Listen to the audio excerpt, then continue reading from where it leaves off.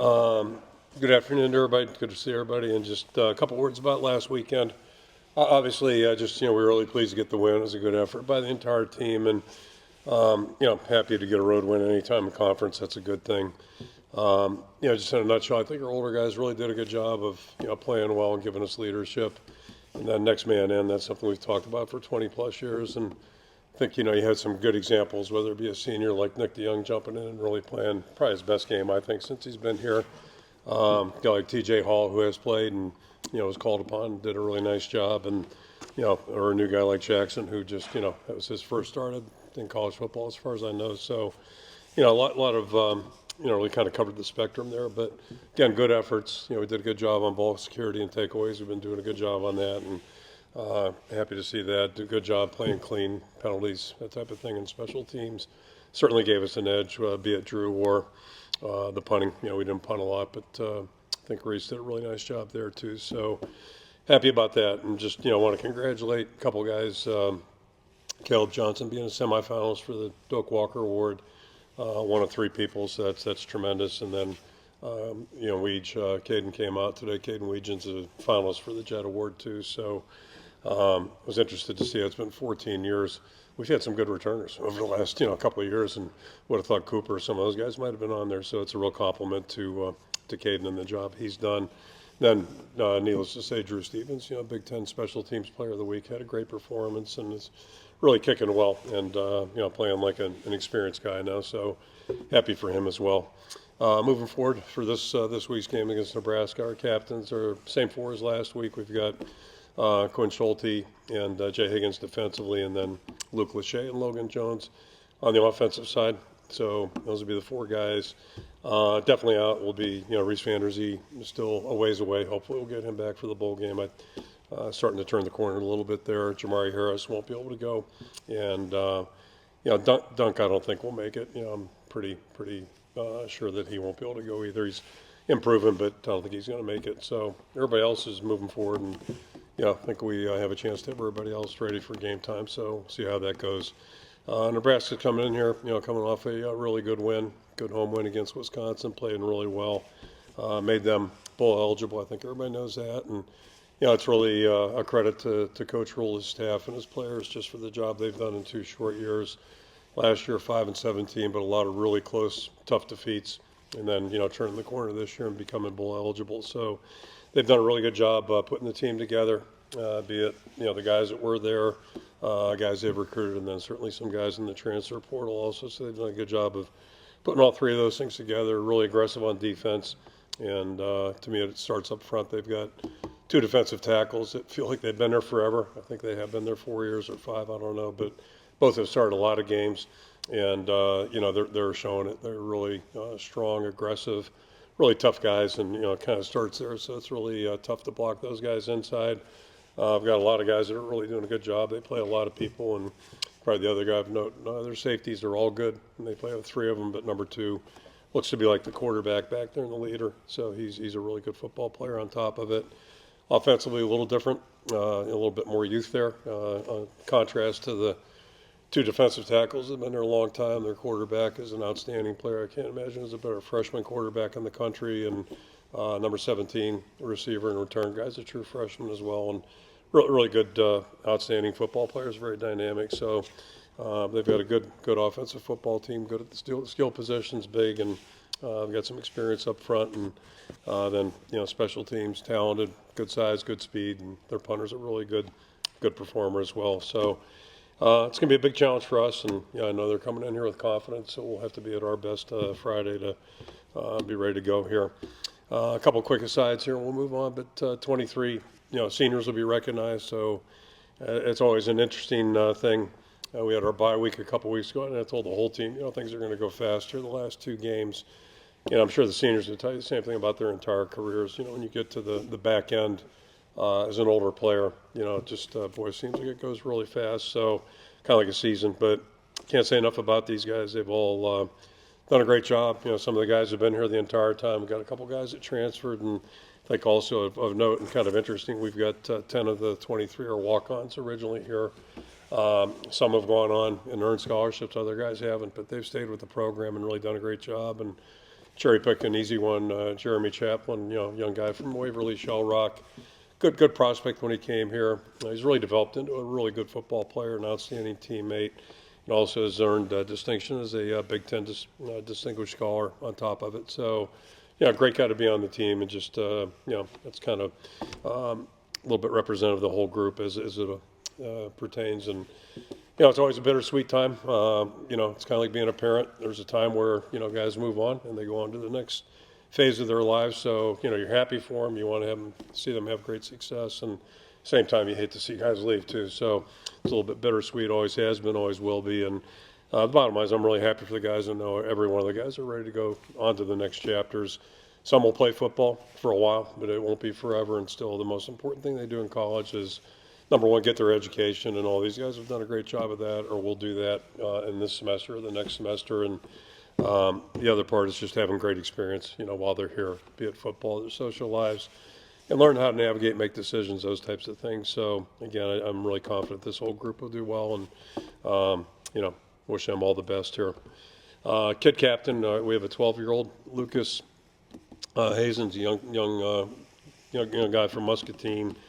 And again, another tough story. Lucas was ill before birth, actually, and was born 6 weeks prematurely, severe brain bleeding.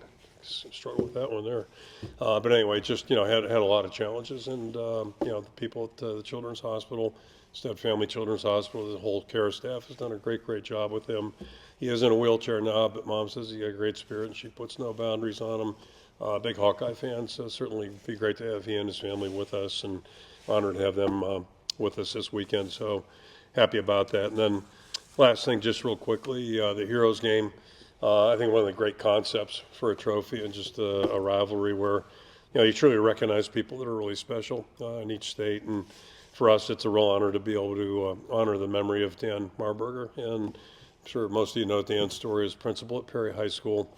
Last January, stepped in front of a school shooter and saved countless lives, no question about that. Tremendous individual. Every account that you hear about Dan was just an extraordinary person. Great family man, great for education. So to me, you talk about, true heroes, and we talk about that term with sports and things like that. This really puts it in perspective, and he is certainly, every sense of the word, a true hero. So it's really an honor for us to salute him and his family Friday night. And again, I commend everybody who came up with the concept about the Hero Trophy. I think it's just a really neat thing, and really worthwhile. So just to conclude here real quickly, it's not an official blackout, but we will be in black Friday night game. Why not?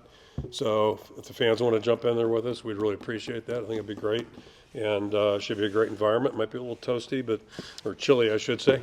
So bring your hot chocolate. But anyway, just final game of the season. It's always special, and again, just a chance to recognize 23 outstanding individuals that have run the whole race. And run it well, and it's not just a race, it's a marathon. If you consider the work these guys put in, playing through injury, disappointment, pretty much every one of the 23 have experienced that, and to persevere and finish out strong and earn their degrees, all those things that are really meaningful. It's a really special group, and I can tell you as a parent, the first time your kid comes out in the swarm, it's a big deal, and then obviously the last game. And I've never met a college player that doesn't remember their last game or the last game in high school. So certainly it's a big deal, and I've got a lot of respect and certainly a lot of gratitude for all 23 of our guys. And I'll throw it out for questions. From a quarterback standpoint, how is Brendan recovering? Yeah, it seems to be feast or famine. Yeah, we had all three guys out there the last 2 days, and they both look good, the guys that haven't been in there. So Cade and Brennan are both practicing, and that's good. And yeah, it's just an interesting dynamic. Went from Max being number 2 to he's been pushed down to number 4. He's not real happy right now. He's done a great job, and real credit to him. He's been a great team player for us. Yep. With Brendan, or I guess, who is who your backup quarterback is at this point, and how much can Brendan do? So far so good. Obviously, there was some skepticism yesterday for me going to practice. But yeah, he's handled everything really well, and so he looks good. We'll see how it goes this week, and it's a tight week, so we're going to have a lot of practice time on the field. But He looks fine and Cade looks fine, so keep our fingers crossed that both of them will be ready to go. Then we'll figure out, what the batting order is going from there. That was Hey, Kirk, LA Buff Hawkeye Beacon. In that same vein, are you still, is Jackson your starter right now? I know you said that. Yeah. at the beginning. Okay. Yep. Okay. Absolutely. Just with that, speaking of Jackson. Yep. I know you said you didn't meet him until August, correct? Tim met him in June. Right. I think it was June or maybe May, but anyway, you get the point. So yeah, I met him when he showed up. Mason had said, Nice to meet you. Yeah, right about here too. It was right about this spot. Mason Richmond had said that throughout camp, throughout some of these practices, he's been able to make some really nice throws. I guess, what have you seen from him leading up to this point now that he's played in a couple games? Yeah, when Tim saw him out in California, May, June, whenever that was, I mean, he was really impressed with his feet and the way through the football. But it's always interesting with the quarterback thing because I always laugh about the NFL. When guys have their workouts and there's no pass rush and there's nobody playing defense on the receiver. So like if a guy can't throw on air, it's probably a bad sign. So you never quite know. But he's really done a good job. And I think probably the most amazing part from my vantage point is he's been a scout team player up until a couple of weeks ago, and so that's a lot to get thrown at you. Not that he's doing everything, but he's really handled it well. And as I mentioned Saturday, the fact that he had a week to think about it, week plus to think about it, that's one more hurdle to climb because sometimes you start thinking about how did I get here? What am I doing here? That can work against you a little bit too. But he just seems to be really steady. Unflappable is probably a strong word at this point because we don't know him that well, but he just handles things really in stride, and it's been impressive so far. So he didn't play perfect the other day, but he did a lot of really good things, and I was really impressed with his poise and ability not to get in trouble, which is easier said than done sometimes, especially at that position because you're involved in every snap. The ball's in your hand every snap. A lot of things can go wrong. Kirk, Jay Higgins just seems like he's kind of the embodiment of an Iowa story, really under-recruited guy, waits his turn, probably could have been opportunities elsewhere, transfer portal and everything, but then plays at an All-American level and probably still a little bit underappreciated nationally. Yeah. I know not within the building. Correct, yeah. Conference play, but just what has Jay meant to this team and kind of maintaining that Mike linebacker standard that you guys have really built over the past 2 decades? Yeah, the thing I'd really accentuate, and you mentioned all the points, but I'd really accentuate that part about him not being in the transfer mode. This guy, Jack Campbell, and I mean, you'd have to be an idiot to say, I'm better than him at that given point. But, there's a lot of cutting and running going on, just everywhere in life right now. And instead of pouting or I'm not saying choke back, but sometimes I call it second team cocoon, where it's safe. It's a safe zone. I really don't have to prepare to my fullest because I probably won't be in there anyway. So it's a dangerous place to be when you're a backup. Sometimes you don't do it intentionally, but it's just not the same as knowing you have to go out there and perform and everybody's counting on you. And he never did that. I mean, Jay, no matter what he did, he was just trying to get better. Played tremendously on special teams and took a leadership role that way. And it's just who he is. And so, I didn't know none of us knew he'd be as productive as he was when he got his chance to play. But boy, that kind of exceeded, I think, any expectations. But the rest of him, just the way he does things, his commitment to the team, his attitude, leadership, all those things, his mental toughness. I can't say enough about him. And at that position, it's a really important trait. It's important everywhere in football, but that position. So, it's really, and it goes back to recruiting. We just, I think all of us there's a consensus on the staff that, maybe people are missing on this one a little bit, and he really would fit what we do and how we do it. And, it's been great start to finish with him, and he's had such a great career. So just really, really happy for him. Good. Thanksgiving still your favorite holiday? Absolutely, yeah. You can't beat it. And it's, 2 days late, but it's okay. We're not complaining. It's actually good because we're not working, for a couple of days, which is rare this time of year, so it's really a good deal. Well, as far as Jay goes, his dad, Roy, is wildly popular among the Iowa fan base, maybe even more so than Jay. I was curious, just your interactions with the Hawkeyes family thus far. Jay's family? Oh, yeah. I mean, his dad is like Super Hawk, right? I mean, he's the best. Going back to when Jay showed up here, remember going to a basketball game. Deontay was playing, I believe, Craig, and so we were all there together, and the Craigs and Higgins family, and just super people, really super people, and he's all energy, all positive, and we may have to put him on staff here after Jay leaves. Scott, Kirk, I wanted to ask you about this graduating class. That most of them were freshmen in the 20 season. Some of them were in the 19 season too. But they came in at a really pivotal time in this program's history and then national with COVID, racial bias on campus. Yet they ran the race. They've been a part of some adversity. They persevered. It seems like every class you have has some really strong story of character. Yeah. But what is it about this group that maybe makes it special or unique, even in the line of all those other classes? Yeah, life is full of ups and downs, and competitive life, there's certainly going to be that. So, yeah, you're always interested to see who stays with things, who really, I don't like that term, grinds it out, but who just really shows grit and can really stick with it and finish a job. And then, you throw in the COVID ones for the guys that got here during that COVID year. I was really worried and just about their, it was crazy because they came and their parents dropped them off in the dorm, and we had to be careful how we helped them get into the dorm. And then basically that summer of 20, I mean, they were here training, and then otherwise they were pretty much restricted to barracks. It was like being in the military.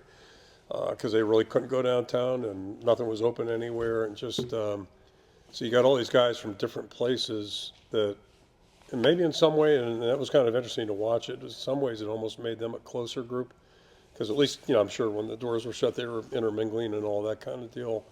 But yeah, what a weird time for a whole country. And then you factor in, hey, I'm a freshman in college, and a couple of those guys got COVID, which that's not a great thing for the parents. You got to call them and. So yeah, that was a really unique period, and these guys are, they've all weathered it and done a really good job, and they've been great to work with, really great to work with. Anybody sticks around for a senior year, I mean, that's pretty impressive. It really is. Not to give away state secrets or anything, but is there a possibility we could see 2 to 3 quarterbacks on Friday, or is that still? Yeah, with all due respect, I hope it's one, start to finish, and everything goes really well. But that's, hopefully not, but sometimes that's wishful thinking. But no, we're not planning on any rotation. Now, we haven't really, it's only Tuesday right now, so we've got some talking to do as a staff, but I don't foresee that right now. I just think we're gonna, try to go start to finish, and love the seniors and all that, but we're trying to win the game too, and that's first and foremost for everybody, and we'll end up doing what's best for the team in our opinion, what's going to give us the best chance to win here. Mason mentioned that the players gave Caleb Johnson, I don't know if you knew this, but some kind of ultimatum in fall camp in terms of you got your track together type of deal. Yeah. And he seemed just really pleased at how he has answered that call basically from his teammates. I guess number one, how we've seen him reach the finish line here. Yep. You talked about Sean Green getting do it all 12 games. Yep. He's almost done it. And then just where does he rank? Can you rank him now in terms of the running backs you've had? Like how you Yeah, let's wait for the season to finish, but he's doing pretty well, I'll say that. and to that point, I think he missed one of the 100-yard deals, right, in one of the games. Did he have like 90 or 80 something? I don't know, but he did get the touchdown record, which is probably more important. So to his credit, you don't luck into 21 touchdowns. That just doesn't happen, and the guys are blocking well, but it's a big part of him too. And I've been saying all year that he's hit a maturity level that maybe he didn't have his first 2 years, and I think that's what that Mason's probably alluding to. Since we started camp, I think it was in July of this year, end of July. Since we started, he's been just focused and wired in, and the maturity, the experience that he's gained. It's not. There's no guarantee. Sometimes guys are experienced, but it's like, really, you've been doing this for 3 years. Have you not learned any more? But that's not the case. Like, he's putting his experience to good use. He's running smarter, running better, running stronger. Everything about it's better right now, and he's got a great attitude, and he's really fun to be on the field with, and fun to to being here with or anywhere else. He's just, he's a good young man. So, yeah, it's been fun to watch his maturity and growth take place. And he's always had a good skill set, but part of it is, catching up with the mentality part too, and that's a benefit of being older, for sure.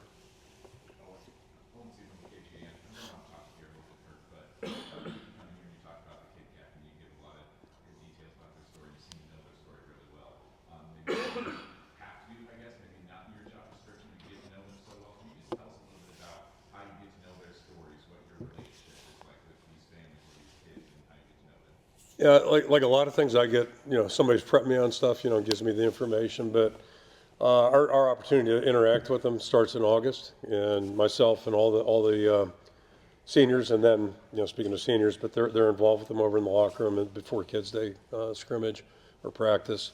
So it starts there, and, you get to meet them then. I think it's a thrill for them to come out on the field, and they swarm with the players. A lot of the coaches get involved in that. And then, we'll get to visit with them in the tunnel out there outside the locker room before pregame. Typically, they're parked right outside our locker room, so you get a chance to go out and visit with the family and take some pictures and just wish them well. But, my association through the Children's Hospital mainly came through my wife's work there. Mary was very involved for I don't know how many years, and then, going back probably 15, 17, whenever Steve left our house and, went to college, that's kind of when she started getting involved. And the thing I've learned about it, which just fascinates me, is, my experience with medicine has always been, as a coach, going to visit back in the day, when guys had a knee surgery, they were there for a couple days. Now it's a scope, you're in and out, so things have changed. But my point would be with orthopedic surgery, which you spend a lot of time with as a coach, it's, I don't want to call it sterile, but it is kind of sterile. Like, you don't really, you go in, you get fixed, and you come out. And with children's medicine, what I've learned is there's a sense of community. It's obviously the doctors are in charge, and they kind of set the direction, but you got the nurses, the children's specialists, the therapists that do all the work. And the other part is anytime you go over and if you visit anybody in the hospital, Children's Hospital, there's always a family member there. I mean, it's like 98% there's going to be a family member there. So in some ways it resembles or parallels sports in some ways. There's a sense of community. There's a sense of extension beyond the patient leaving. And so I guess maybe that's just, and when I go to the dinners and stuff like that, I'm just the side. I just sit there and drink a beer or two and let Mary go up and give the speech and all that stuff. So I loved it. It was perfect. And so, but you listen and learn. You learn about people and the stories. We're trying to make a first down stop a first down. I mean, put it in perspective, right? And some of the work that these folks all do. And I think the real heroes over there are the nurses and the therapists. With all due respect to the doctors, I'm not minimizing their role either, but they're the ones that are there all the time and just so good with the patients. And then the other aspect is just kids have amazing.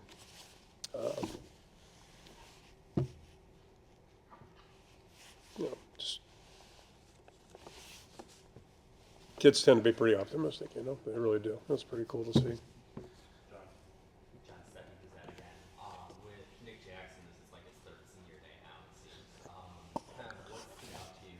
If we can get him a fourth, I'm all for it, but probably not possible. Yeah. What's kind of stood out to you the most about him and his leadership over these last 2 years? First time I met Nick, I remember talking to him on the phone on a Friday night. I think it was in December.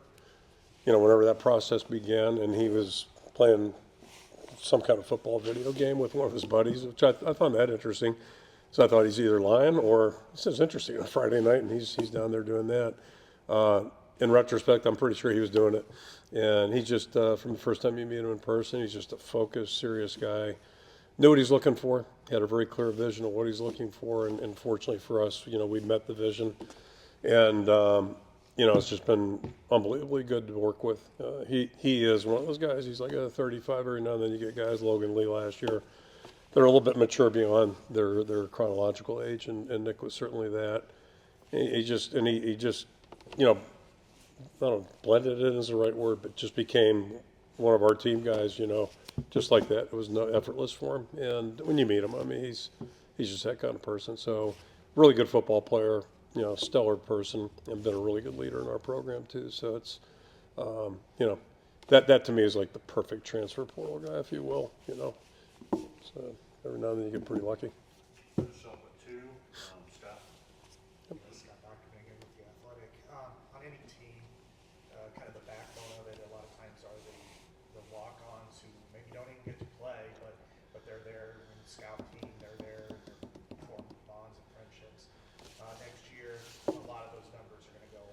Yeah. Have you had to have any conversations yet with any of the players that you just know that you're just not going to be able to make this? Because I think you're probably about, 25 or 30 players over at this point. Yeah. Bringing in another 25 or so. Of all the things that have been going on, there are a lot of unintended consequences, as we all know. We've already figured that out with the transfer portal, the NIL, which I think is at least hopefully going to start, being structured a little bit instead of this, crazy chaos that we're living with right now. So there's optimism there, but I think one of the more regrettable things is the 105 number. When we left the Big Ten meetings back in May, I don't want to say confident, but I was optimistic that the number would be 120.